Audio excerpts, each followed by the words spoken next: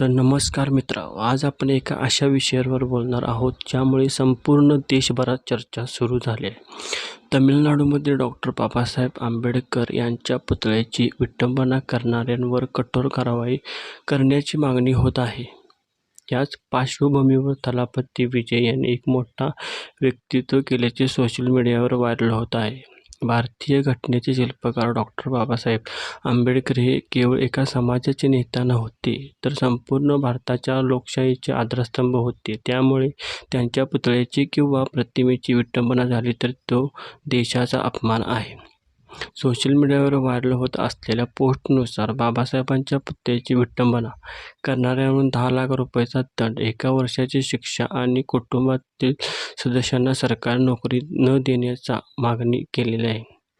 तर असा कायदा निघावा की जे महापुरुषांची विटंबना करतात त्यांना ही सजा द्यावी असं मला वाटतं. तुम्हाला काय वाटतं ते कमेंटमध्ये सांगा.